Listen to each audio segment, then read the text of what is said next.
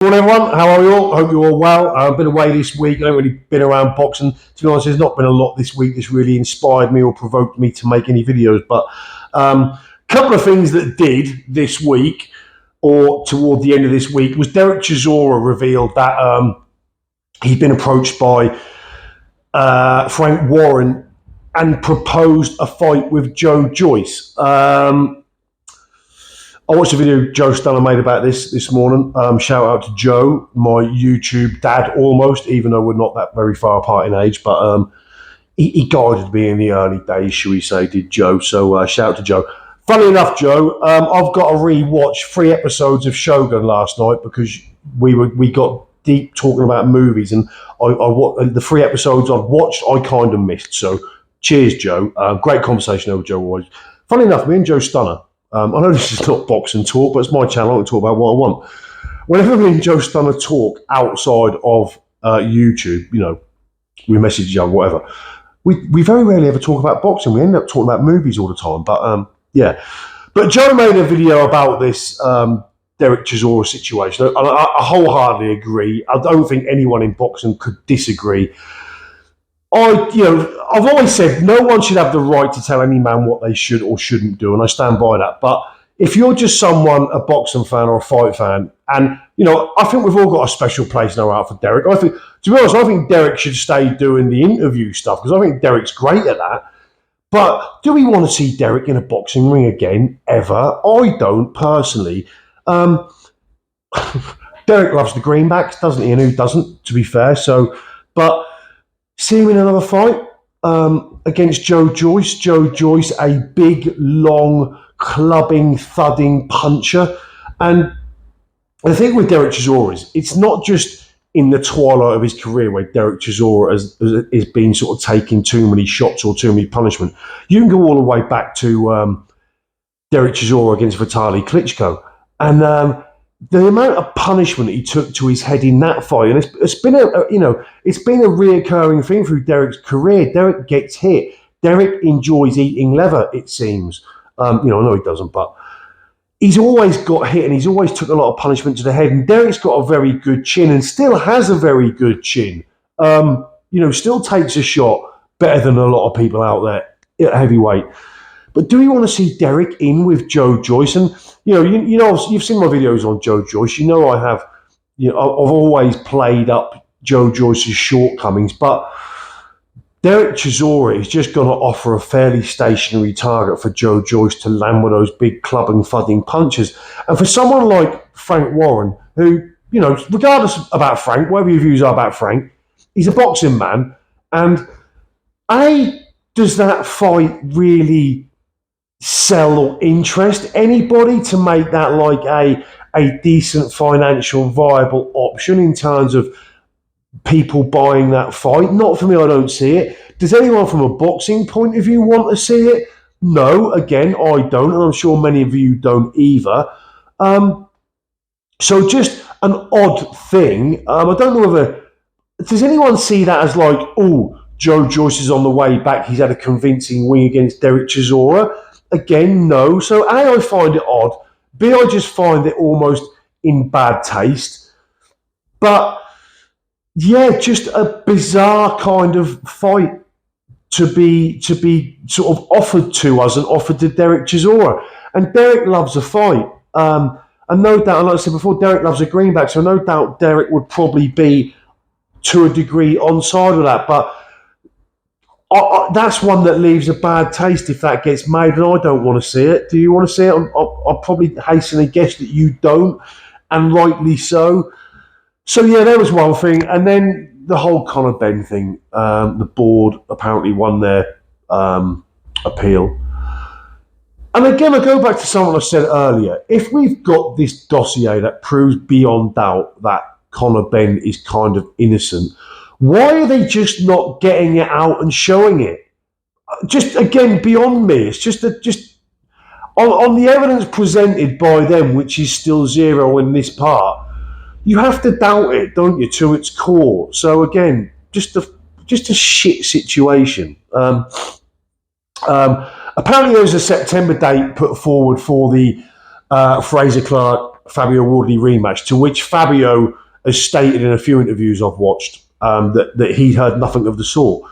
So it's certainly not put to him first. But a couple of things leading on from that Fabio Wardley Fraser Clarke fight. A lot of talk about the nose, and I covered sort of why the nose is an issue in my Monday sit down last Monday show.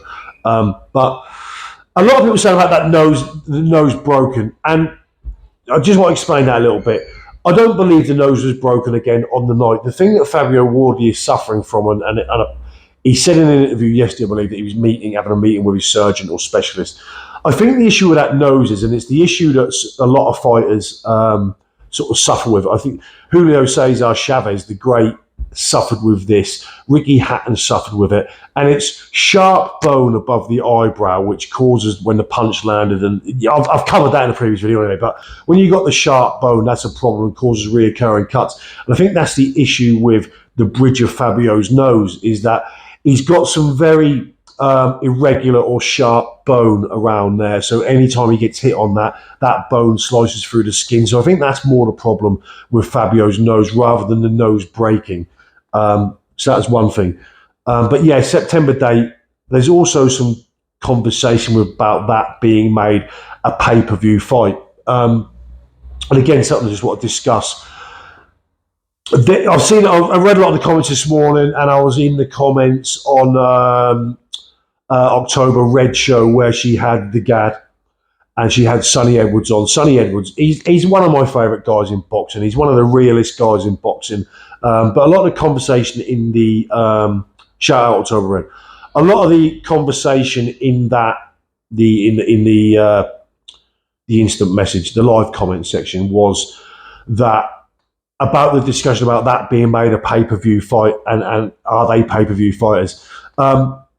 I think there's a distinction to be made between a pay-per-view fighter and a pay-per-view fight, because at this point on their own, on where they're at with their careers, neither Fraser or Fabio, I think if one was going to be more than the other, it would probably be Fabio on the nature of his fights and the exciting manner in which they are.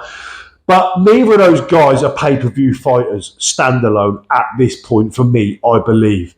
But is that rematch a pay-per-view worthy rematch? Now, I think there's a certain argument to say possibly yes. And I've certainly seen lesser fights being made pay-per-view fights, in a less undeserving manner than that would be. And I've no doubt that to a certain degree is almost deserving of pay-per-view status. Just going on the current climate of what fights are deemed to be pay-per-view status, I think that's more deserving than some we've had in recent history. So there's a big difference between a pay-per-view fighter and a pay-per-view fight. You can have a pay-per-view fight which is contested between two non-pay-per-view fighters. I'm not saying it's right. I'm not saying it's wrong. I do believe that fighters should be given the opportunity to earn as much money as possible because they deserve it. And I think if that was made pay-per-view, I'd certainly still buy it. And I think the majority would, other than the people that sort of watch their pay-per-view stuff on the old Android and the old Fire Sticks and stuff like that. But would I be outraged if that fight was made pay-per-view? No, I think it's almost deserving of a pay-per-view status, that fight, certainly with a good undercard. Do I believe those fighters standalone are pay-per-view fighters? No, but I think that fight, like I said, you can disagree or agree with it, but in the current market, would that fight sell as a pay-per-view fight? I believe it would. Again, following on from that fight, I had a lot of people sort of talk in the comments about the scoring of that fight. And a lot of people, I always get thrown at me a lot of times, oh, but compubox stats were this. And when they look at the compubox stats, they don't even really use those correctly. They'll take the overall compubox stats based on the fight as a whole, not the compubox stats over rounds. And in a lot of cases, when people make the argument for CompuBox stats, they'll say, oh, but so-and-so far outlanded the other guy. Fighter A far outlanded Fighter B. Fighter B landed far more power shots than Fighter B. The difference is this, and this is the reason why professional boxing isn't scored with a CompuBox system. You can look at CompuBox stats, and one guy could have outlanded the other, but because boxing is scored round by round, you could have a guy that, say Fighter A has 2 massive rounds, or 3 massive rounds. and then he has another 9 or 8 or 9 rounds or 10 rounds where he was outlanded predominantly, a lot over the course of those rounds. So overall stats can say that one guy outlanded another, but if the majority of those punches or his punches landed were say over a 3 round period where he unanimously won 3 rounds by massively outlanding the other guy, that won't change the round. The round will still be a 10-8 or a 10-9 if it was an overwhelmingly outlanded round. But overall, because he landed more punches, didn't mean that on a round-by-round basis he landed more punches. He could have landed the majority of those punches over the space of 2 or 3 rounds, which, as we score round by round, won't have a bearing on the overall scoring of the fight. So when I get the CompuBox stats thrown at me, it's like, it doesn't work like that. It's very much more nuanced than that. And it doesn't tell the whole story if we just look at overall punches landed according to the CompuBox stats over the fight. You break that down round by round, it can have a very different meaning. So there's one thing I just wanted to talk about. CompuBox. Don't level the CompuBox stats at me, because an overall punch count over a fight doesn't mean an overall win in terms of rounds and individual rounds. That was another thing. That was it. Little video today. Just a couple of things that sort of stuck with me today. Like I say, overall this week, I've had a kind of a week away from boxing. I've been following boxing. I've been involved in boxing for 35 years. So there are times where I'm boxed out, should we say. But anyway, so shout out to Joe Stunner if you don't. Also, Clown Fighter put a poll out on his channel about this Derek Chisora thing. Go and have a look at that. I looked at that this morning, haven't looked at the reason, but go and have a look at that. Go and shout out Clown Fighter. And October Red, shout out as always. October Red, give that a look. I'll see you all soon. I'm out.